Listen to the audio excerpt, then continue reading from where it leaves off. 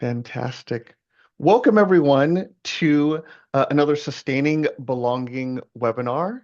This is part of the Associated Colleges of the Midwest Sustaining Belonging webinars on cultivating inclusive residential colleges. I'm Alan Linton here with the ACM, and we're really excited today to bring together a really great and fantastic conversation around supporting spiritual life at small liberal arts colleges.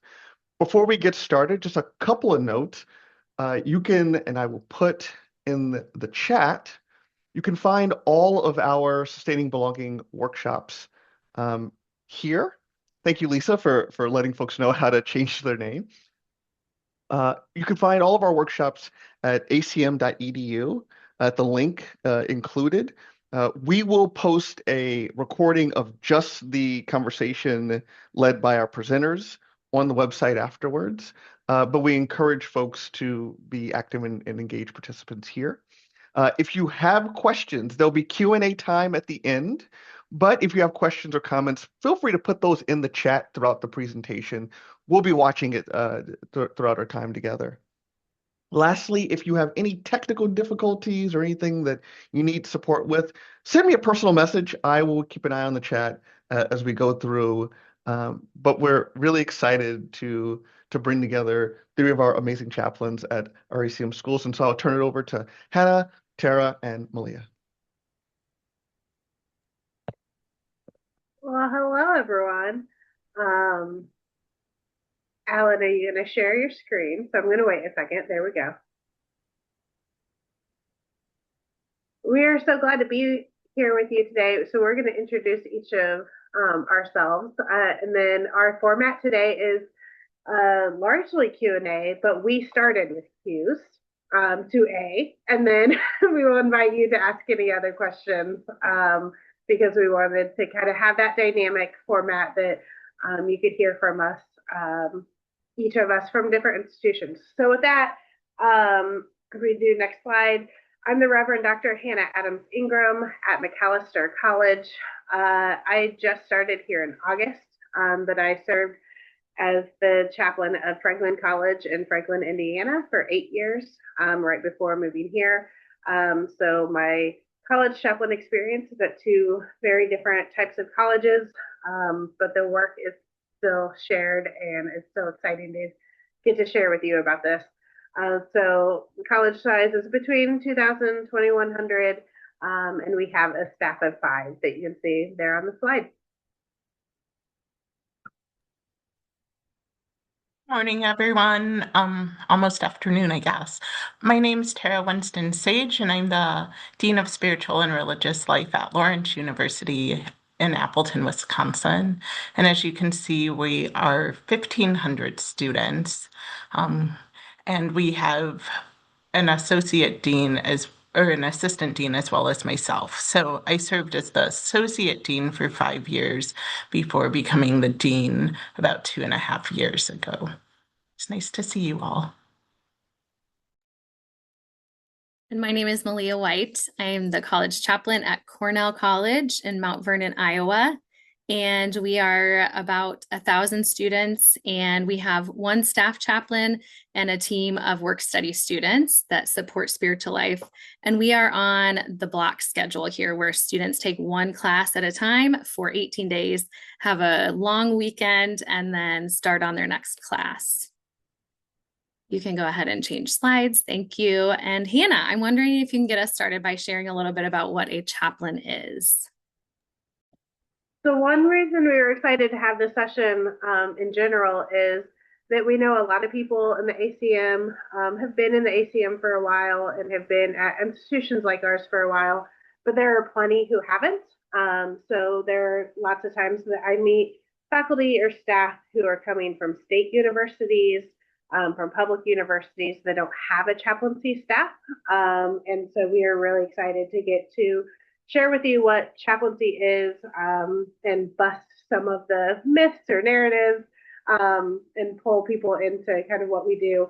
So a chaplain, you've seen them, you've heard them in different settings, first responders, hospitals, military, education, even some sports teams will have a chaplain. And a chaplain is really a clergy person or a religious leader from a specific religious tradition who is frequently trained to work with people from any or no religious tradition. So these folks, and I say usually, ideally, because there are some volunteer chaplains in the world that do not have the same sort of training or philosophy, but largely when we're talking about professional chaplaincy, we're talking about people who are there to accompany people in some big transition moments of life. So the highs and the lows. Often we think of chaplaincy in the lows around death, crisis, that sort of things that really need someone who is attuned to the human spirit in the real times of loss. But often in the highs as well, we get to do weddings, we get to celebrate with people, do invocations and benedictions to set the tone for our work together, for our time together.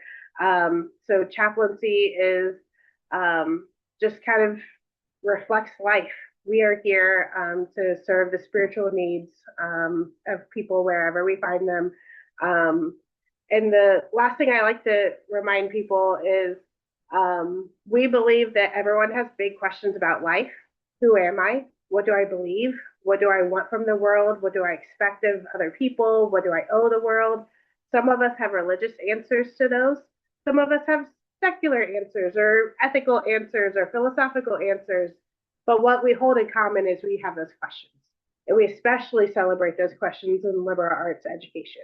And our whole profession is to come alongside those questions and give a space to ask them with authenticity, with vulnerability, whether that's in the classroom, outside the classroom, one-on-one, in groups. So we really do serve the whole community, the spiritual needs of the community, the individual, in that context of higher ed.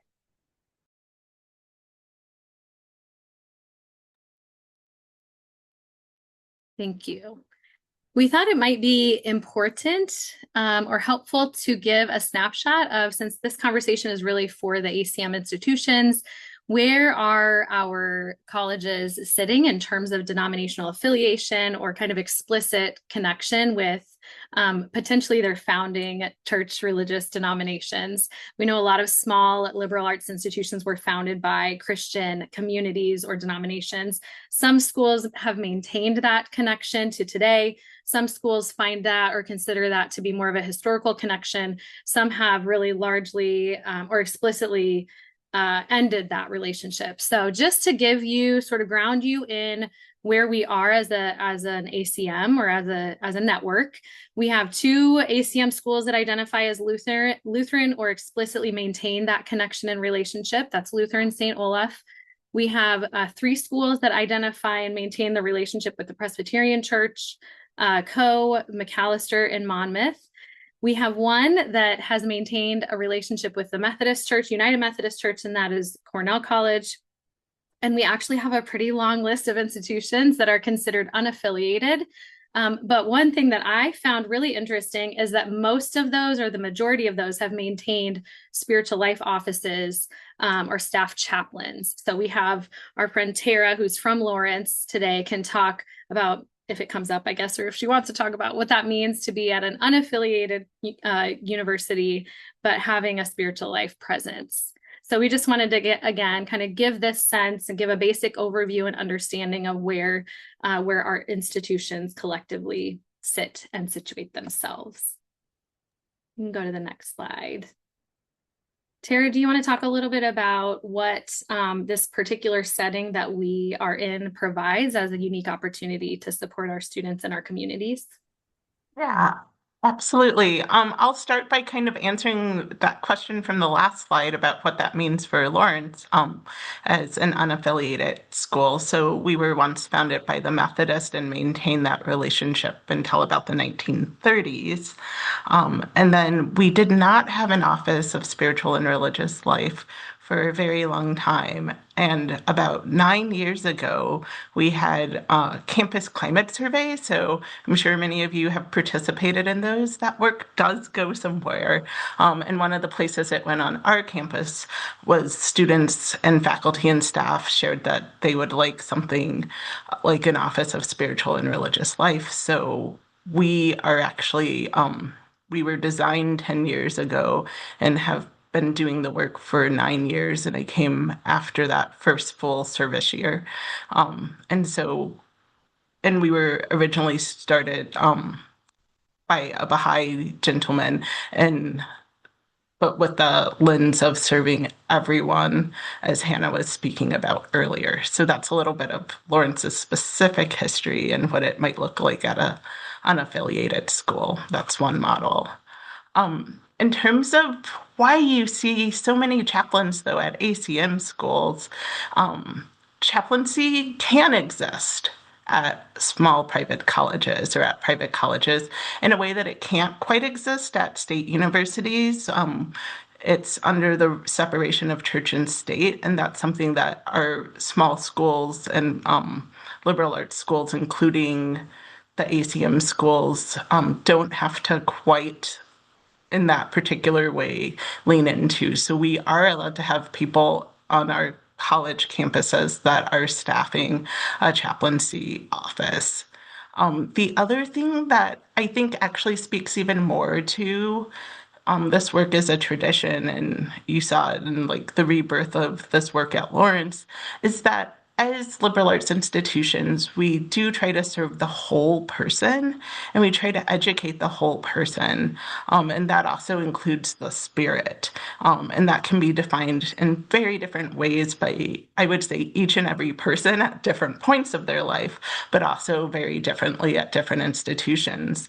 But it helps us lean into our work in some very unique ways and some very interconnected ways that you find at liberal arts colleges, and not always in other spaces in the same sort of way. So most liberal arts colleges, even outside of the ACM, have chaplaincy offices as part of their work. But as you can see, most of our ACM schools also have that.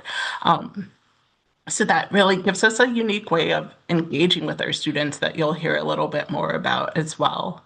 And then, as we've alluded to, like through the last slide and through this conversation, this work does look slightly different at each institution as it reflects the culture of the institution. You can't care for the spirit of people without the people who are there. So it should look different at each school, because you're working with people from a variety of backgrounds and different sorts of communities at each of our places.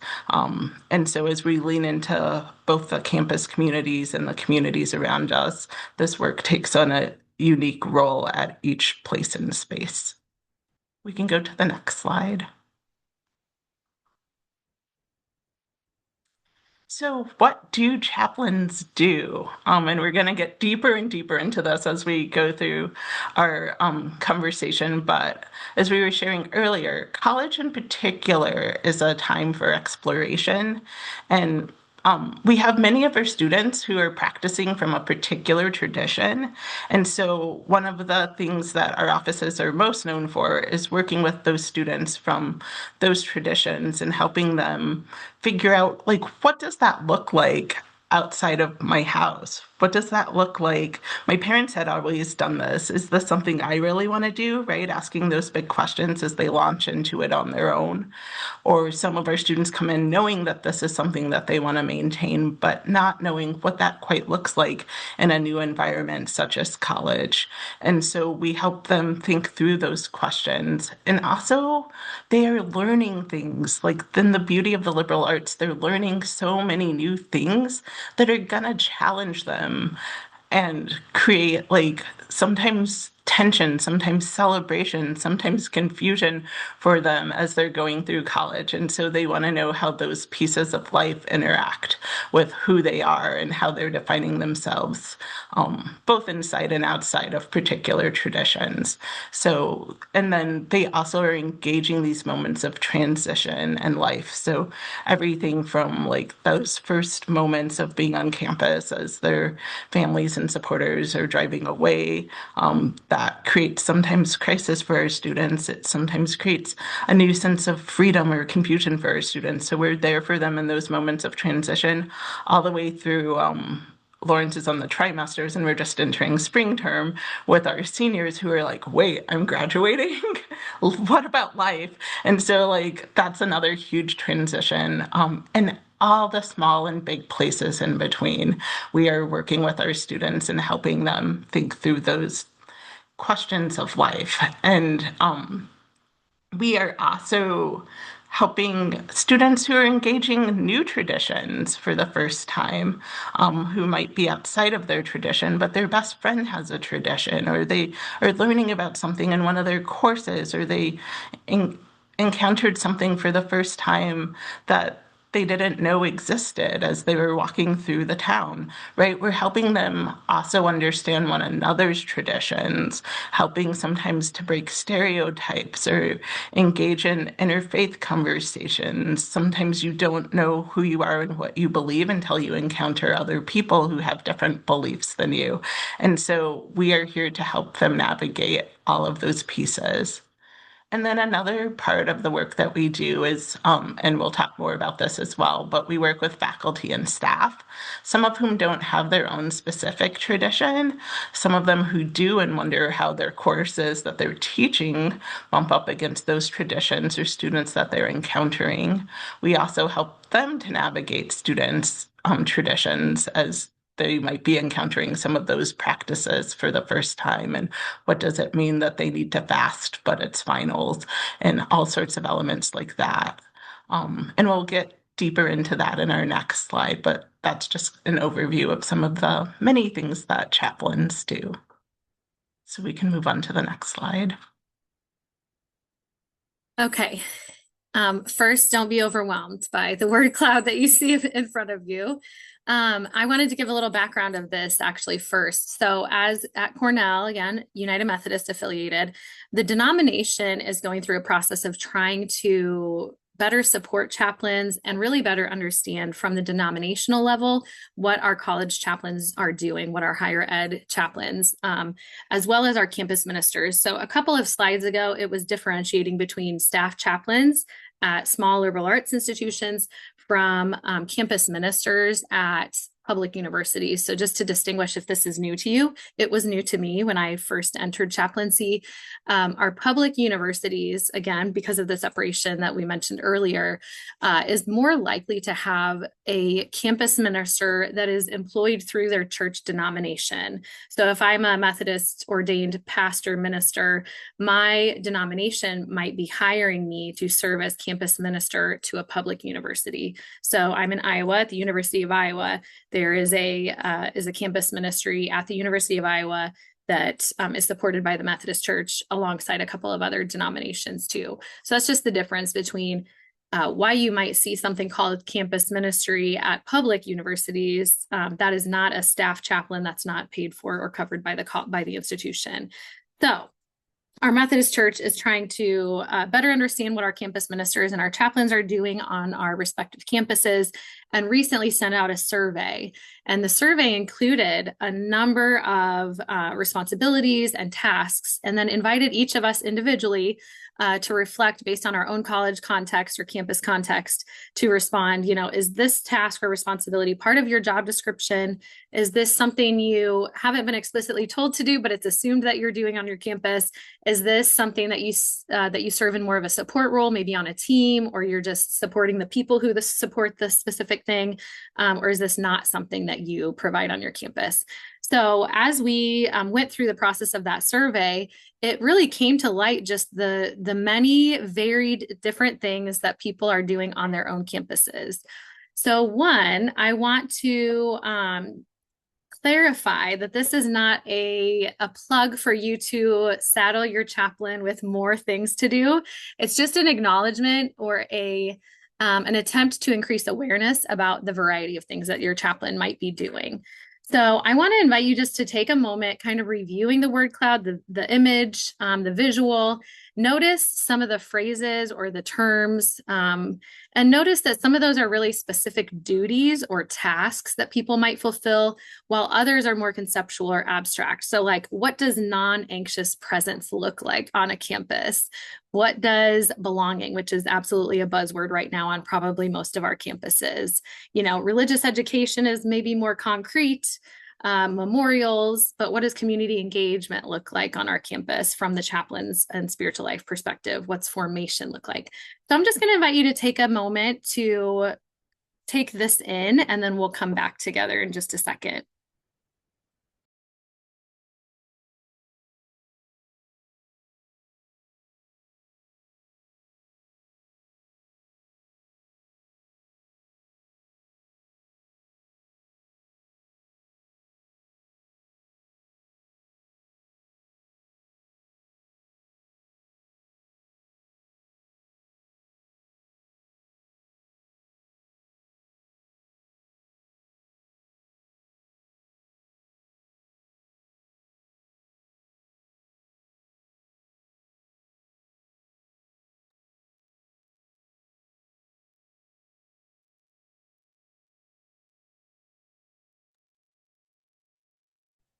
Alan put something in the chat, but this would definitely be a time that if you want to share a comment, either about something that surprises you or something you've definitely seen your religious or spiritual life colleagues doing on campus, or something you bet they probably do that you had never thought about. I wouldn't be surprised if there would be folks that are like, I didn't think about the chaplain as a non-anxious presence, but I guess they do that sometimes. Yeah, we love your comments. Let's take a minute to just either put something in the chat that stands out to you, or any kind of reflection that comes up for you with looking at this.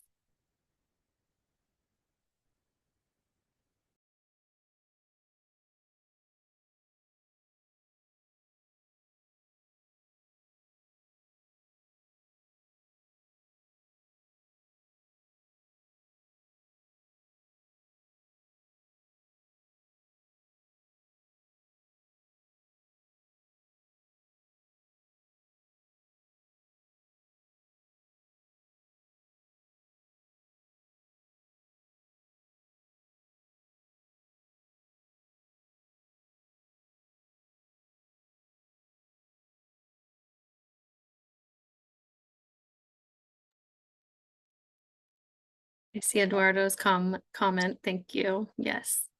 Yeah, and again, this is something that might be part of the role at one campus and is not a part of the role at another. I see Cassandra wrote, so I sometimes feel like I'm a campus auntie for the many students who call our building or office home. We talk about all kinds of things, and I name when they seem rested, tired, stressed, etc. Lynn says it makes me wonder about all the partnerships you have to build with other offices, which we will talk about, where I think I only thought about student-facing relationships. And Andrea said the non-anxious presence stands out as it makes me think less of religious or spiritual life and more about campus mental health resources. A good reminder that students might seek that guidance in various places. Peter says whole person and whole campus work. Michelle, navigating all of these campus politics related to different areas of campus life.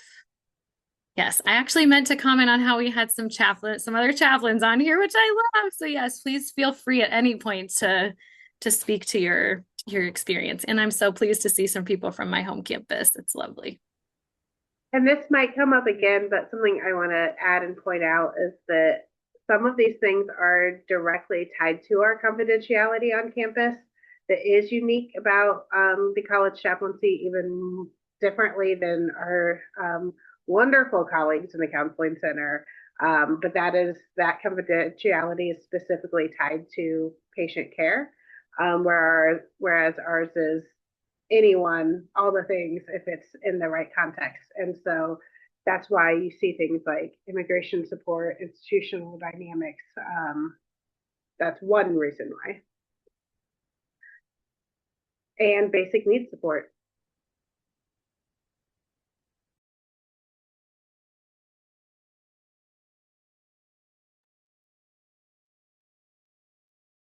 Thank you for pondering that, gazing at that with me, and just thinking a little bit more about what that might look like in on your own campus.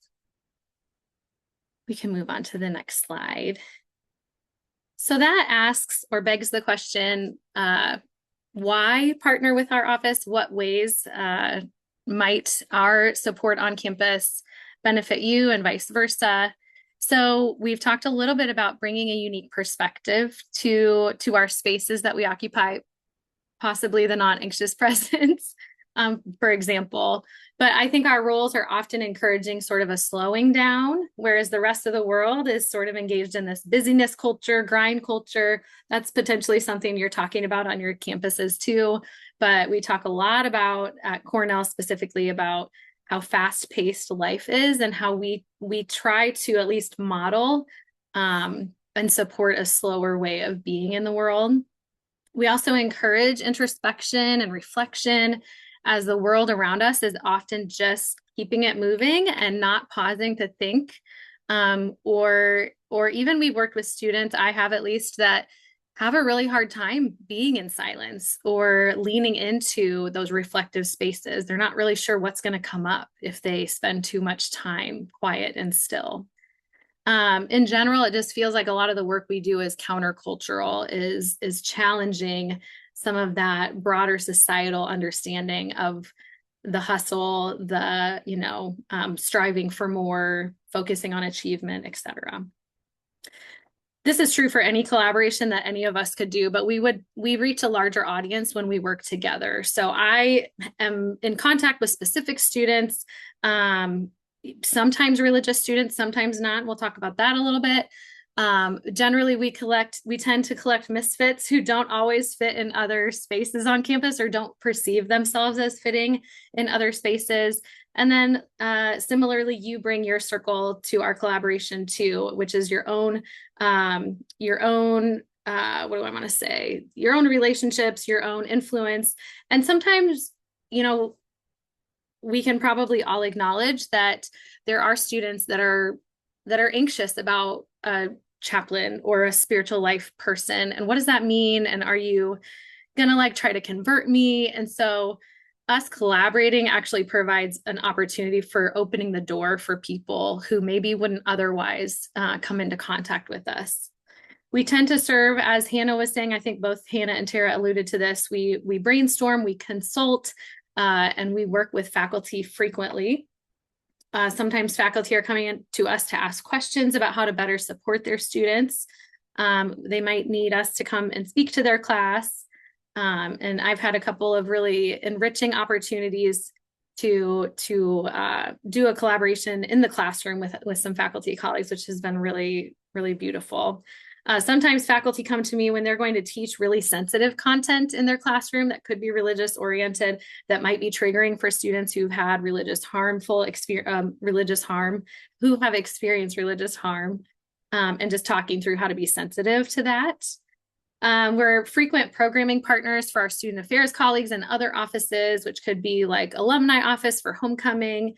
A lot of our in my setting, at least, a lot of our alumni and our advancement colleagues are talking with people who experienced religious life when they were on campus, and maybe want to know what's going on in religious and spiritual life nowadays. And so we're frequently in contact with partners across campus. And then as has already been mentioned, we're a confidential resource on campus for faculty, staff, and students.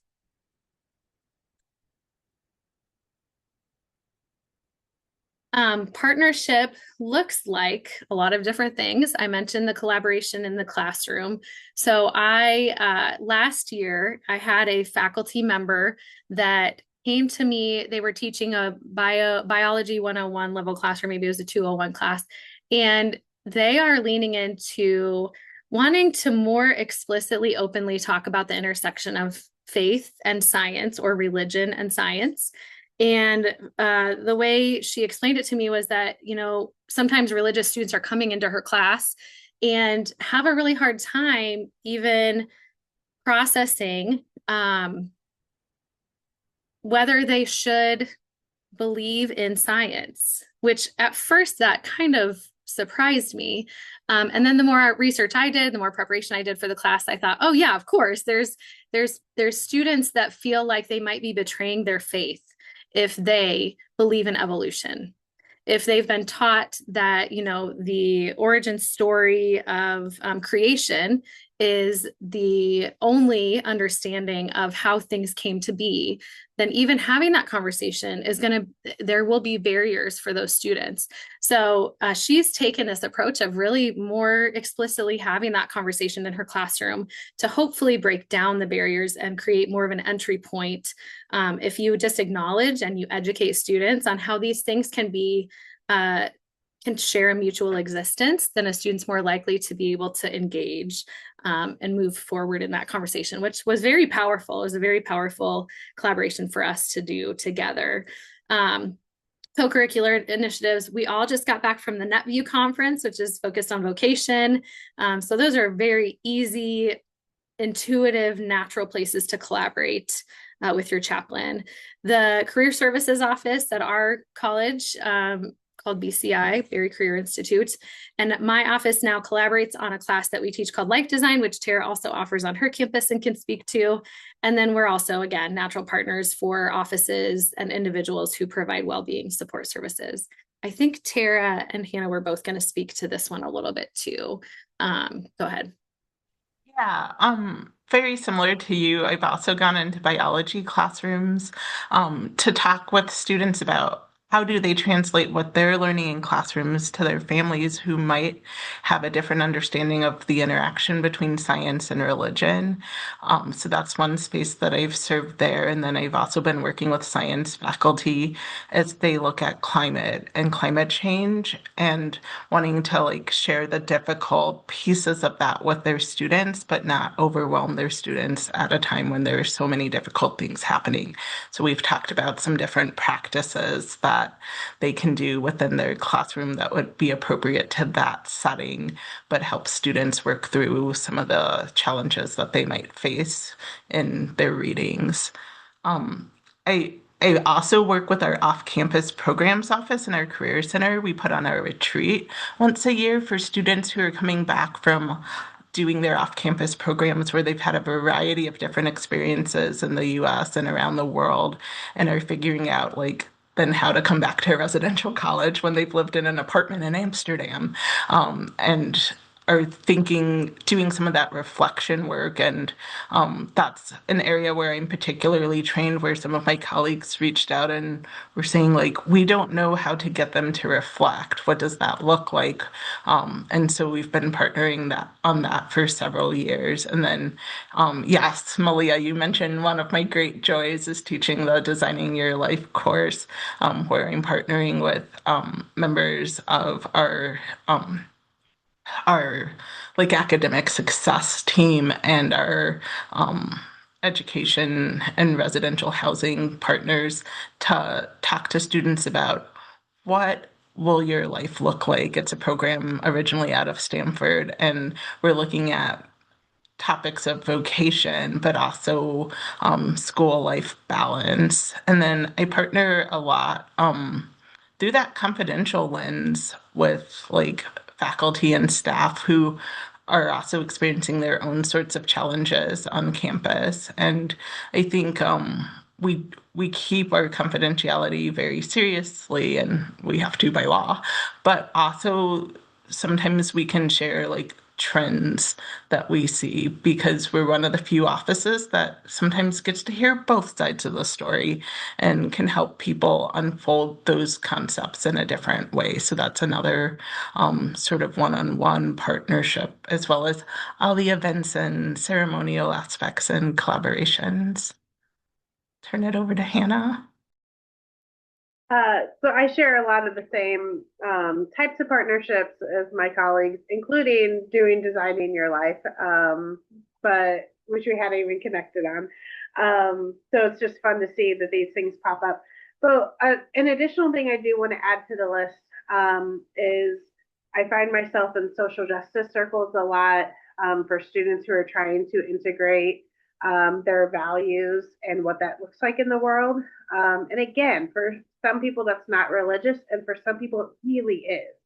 And so we see on our campuses too that sometimes an articulation of faith and religion through um, kind of ethics and social justice in the world may be new to some folks. And so they're trying to articulate their faith in new ways, or that's a rub between different religion or different people of the same faith on a campus, is how they express their religion. And so navigating those conversations to help people tap into kind of wholeheartedness around these really hard topics, which leads to a lot of difficult dialogue stuff. That is a space that we share with our DEI colleagues. That like we many of us have training on talking across difference and hosting some of those conversations.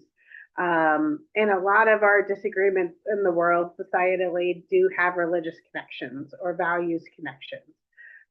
So to bring chaplains alongside those conversations, whether they happen in the classroom or in co-curricular programming, and for me, in my experience, that has been a way. Chaplaincy has kind of sat in the middle and pulled people together of different departments. So faculty and student affairs and different groups, because of the ability to converse in these different spaces. There's a lot of talk in college chaplaincy about how we are generalists who are working with a lot of specialists. And so bringing people together the best we can is a way that looks.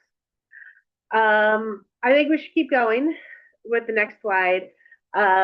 Which students do we work with? I hope you got this point by now, that it's not just religious students, but we have to ask this question because that is an assumption. And so I do think that people can know that and still end up assuming that, well, you're still mostly for the religious folks. We do very specific work with religious folks. That is important.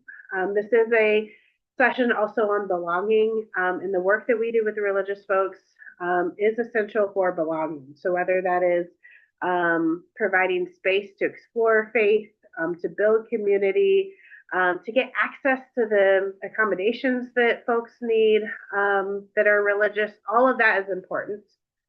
And the other work that happens in spiritual life does attract people who are just thirsty for these countercultural movements that Malia mentioned. People who are overtaxed. Does anyone know anyone like that? Over-programmed, anxious, perfectionists, who are having trouble finding a place in the world, who are lonely. We have young people who are so lonely. And when they walk into these spaces that are usually cultivated by religious professionals who are very attuned to belonging, they're finding space to be, whether they're religious or not. So I've had students who were actively raised non-religious because their parents had troubling religious backgrounds, and they're like, I'm going to do right by my kid and not make them religious. And then they get to campus and they're lonely and they don't know where to go and they don't know how to handle any of the big questions of the world, and they end up in the chapel not because they are religious and not because they want to be religious, but because they finally found people who want to talk about those things with them. And that is true for our students, and that is true for our faculty and staff. So as you think of the trends in the US, that a lot of people are becoming less and less religious, though that is not true for all of our demographics of folks. There's some turning and shifting, some places that is getting more religious. But people are, like Tara mentioned, looking for places to have these conversations, and maybe they don't have spiritual or religious communities, and they are also overworked, overtaxed, under-resourced in hope. How do we keep doing this? And that's who we end up working with a lot. So it is broad, but that is, I like that Malia said we get a lot of misfits because that has absolutely been my experience. But misfits who are conscious and committed to building a place where everyone gets to belong. So there's a lot of work, like workshopping that happens in religious life spaces on campuses that we hope makes them community builders in the future, that teaches them how to host a dinner, that teaches them how to reach across awkward lines of friendship and try to have a deeper conversation than they were ready to do before. So those are events we do here at McAllister. Like we end our deep conversation events with, and you can do this with your friends. It's just hard to be the first one that asks a deep question, but you can. So overcoming a lot of social anxiety. And again, it's not just our students, it's all across the board. Go on the internet and find memes about millennials being awkward. That's all the way up to like age 45 now. Like that's a big chunk of the professional staff. So that's work that we keep doing. Next slide, please. I want to go a little faster since we're running on time. When would you refer to a chaplain versus counseling? This comes up a lot on, well, are you all just also counselors? No. Any chaplain worth their salt knows the differentiation. We are in charge of that differentiation. Not everyone else has to understand that. As long as we are clear and can help refer when we need to and not get into something we can't. But many of us are trained in different aspects of at least crisis mental health care. I've done a lot of suicide intervention training. Not everyone has, but that is a place that I've found myself is also doing those facilitations on campus. So there are ways that specific chaplains will work together with counselors, but still in delineated spaces. We are confidential sources of conversation, but we are not mental health providers. We do not diagnose. We should not be in the place of counseling when counseling is needed. And it's not always clear and as clear as people want it to be, because some of our folks need a soft hand before they get to counseling. Some of our folks come from religious traditions or just cultures where counseling is not trusted.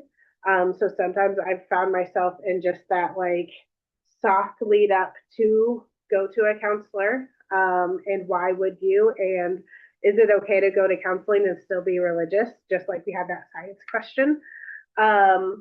Sometimes the issues that we face in life don't always have to have mental health counseling. So I have been part of conversations where people panic when students cry, thinking they definitely need a counselor, like get them to counseling. And sometimes we just cry and we are sad as people or grieving or anything, and we just need a listening ear. And so we try to help everyone have those conversations. We're trying to build that relationality with anyone, that you are allowed to connect with your students on just a human level if that feels right to you. But also, there have been times that I think chaplaincy has been a help for counseling, that like when counseling is overstaffed and someone just needs a safe third party person to talk something through, like a roommate disagreement, that's absolutely something that chaplaincy can help with.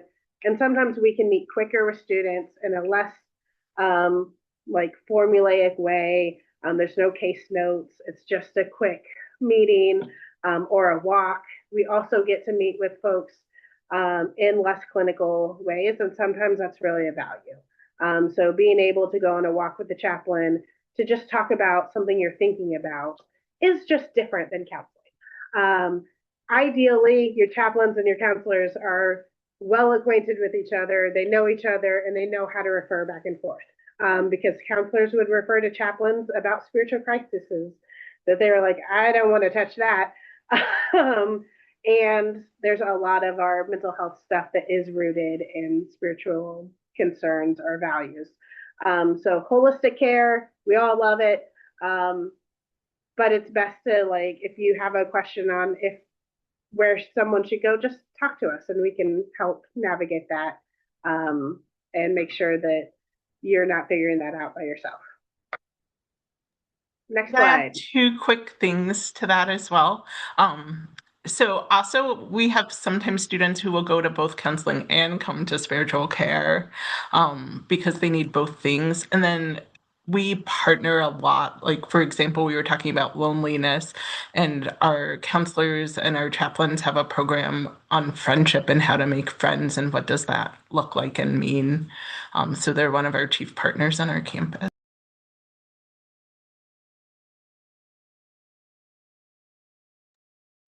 We also got to talking a little bit about the pathway to chaplaincy. How do people land in these kinds of roles? And much like our conversations about NetView and vocation, we want to just affirm that all of us got here through our own kind of windy road path. So we wanted to just briefly touch on this because earlier in the conversation, we talked about how each of our individual campus contexts is unique, but also each of your individual chaplains will be unique and informed by their education, background, training, previous work experience. So I'll go first since I'm talking, but I know I'm last on the list. So I actually started a master's program in social work. And during that, well, probably within the first couple months, learned of a new partnership with a seminary. And I grew up evangelical. And so I was really curious about how a program in social work focused on social issues and advocacy would be partnering with a Christian denomination. That was like brand new to me as a concept. And so I ended up getting both a master's in social work and a master of divinity degree. At that time, I was like, as we were talking about with our students, I myself was in my own period of exploration and trying to figure out what I believed. So I went to seminary largely to try to answer all the big questions I had, not knowing if I would work in ministry or not feeling called at that time to ministry. So I started my career in the field of social work as a counselor, did a lot of mental health counseling, and then sort of stumbled into chaplaincy at one of our other ACM schools, actually. In that setting, I was doing a lot of mental health counseling as well as chaplaincy. And a few years in, just started feeling that call towards full-time chaplaincy. So I bring with me school social work. I worked in one of our education agencies for a couple of years, a lot of counseling and therapy, and just a variety of experiences from the mental health work that I did that now also inform and kind of created the foundation for what I do in my chaplaincy role. I also, because I wanted to lean into chaplaincy full time, I wanted to transition from that more mental health counseling lens to something more spiritual. And so I ended up getting trained in the art of spiritual direction, which some of you have probably heard about and some of you have not. But it's really a way of companioning and walking alongside of people. People who come to me for spiritual direction might talk about the same or similar things that they would talk about in pastoral care, spiritual care, or a counseling session. But it's really kind of like how Hannah said, we know our boundaries and we know when we're equipped or not equipped to handle something. Spiritual direction, the orientation around spiritual direction is something that I sort of, it's my approach and how I respond to the people that are coming to me. And it's an intentional shift away from a mental health counseling, clinical counseling approach. So that's my background, and that's the lens I bring to my campus. And then the social work piece also informs sort of that social justice advocacy lens that I have too. Hannah, do you want to go since you're up top? Sure. I have a master's of theological studies. That is a 2-year master's program opposed to the MDiv, which is a 3-year. The 3-year program usually is for people who want to be in ministry, and I didn't think I wanted to. So here we are. And then I ended up getting a PhD in religion and intercultural spiritual care when I decided I do want to be in this work. I'm also a trained spiritual director. We haven't talked about that, Malia. We have so much things to talk about, and a lot of training and mental health training type stuff. But that's kind of where I come from, and again, I like that Malia pointed out that some of that broad stuff that chaplains can do, some of it is based on the institution, and some of it is based on the gifts and skills your chaplain brings or your chaplain team, whoever you have. So there's always some hiccups around chaplain transitions at our colleges because one person leaves with all the good stuff they did, and we have to be open to whatever the next person brings. But that can also be exciting. Tara? Yeah, I didn't even put my MA because that seems so long ago, but that is how it all began. I'm a graduate of Lawrence also, and so I had to take a religious studies class to fulfill a requirement, the general education requirements we all have. And I fell in love with the Hebrew language, and so I got my MA in Hebrew and went on to study ancient Near Eastern studies, and thought that that was going to be my life path. I was going to be a professor of Hebrew. Turns out that's not sweeping the nation at the moment. And so I ended up feeling called to get my MDiv, and so I was working on doing that to do church pastoral ministry in the Presbyterian tradition. That's what I'm ordained in, but then also got the bug. I just love Hebrew, so I started studying Hebrew and Arabic again, and found myself working in the Middle East, where I ended up doing international human rights work for about 15 years. Before coming to Lawrence, who had just started this new program, and they were looking for somebody who also knew how to do dialogical work. And so I brought some of my human rights skills and dialogical work into this new role as a chaplain. And it fits quite well because, as we talked about, a lot of it is human relationships and listening. But it also, my time in the Middle East also gave me an understanding of a variety of religions, um, as well. So I'm also working a lot with students from different cultures, and especially our Hindu and Muslim students, as well as our Jewish and Christian students and our Buddhist students. And so all of that I bring into that work, which then I also now oversee international student services in addition to the chaplain work. But it was a very windy road, and it gives me a nice place to talk to liberal arts students from who are like, but I want to do this thing, but also maybe this thing. And I'm like, oh, you can do it all, but let's talk about school life balance. So that's my background.